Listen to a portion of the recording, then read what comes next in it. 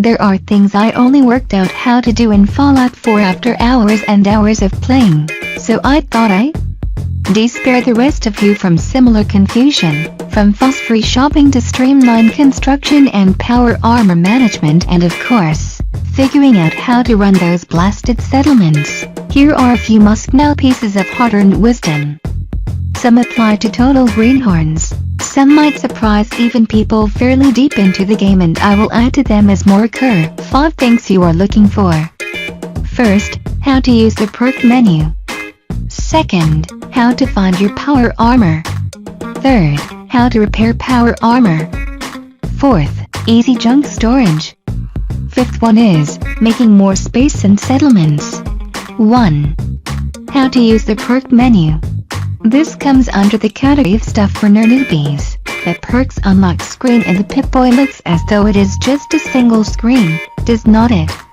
No arrows, no scrubbers, no prompts, but in fact it scrolls way down, revealing a whole mess of other perks, including the arguably vital likes of lockpicking and science, plus returning favorite bloody mess.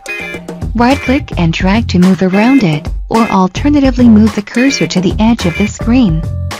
You can also pointlessly zoom in and out a tiny bit with the mouse wheel. Sadly, there are no ways to organize or filter it to be more easily browsed. 2.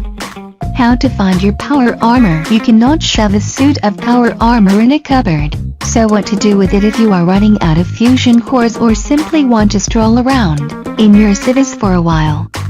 Well, just get out of it and leave it wherever, and a new icon will appear on the map showing where you have left it. 3. How to repair power armor. If you do wear power armor regularly, you'll notice that, unlike regular armor, it can get pretty messed up, even to the point that you can't work anymore. You will want to repair it regularly. 4. Easy junk storage. And while we are talking about crafting stations, did you know that you can store stuff in them?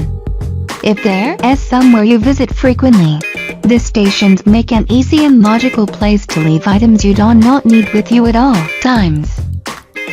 This is doubly useful in terms of junk.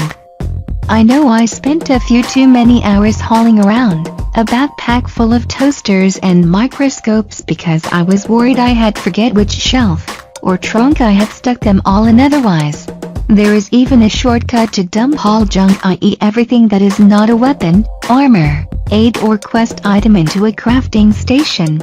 Just press R to enter transfer mode, not E to use, then T to shift all junk over. 5. Making more space and settlements. Speaking of settlements, there are a couple of less than obvious tricks worth knowing about. The first 2 you probably did work out by yourself, but I will stick in here for the record. One is that you can scrap a great deal of existing crap in settlements. Lampposts, beds, rusted cars, even some derelict buildings.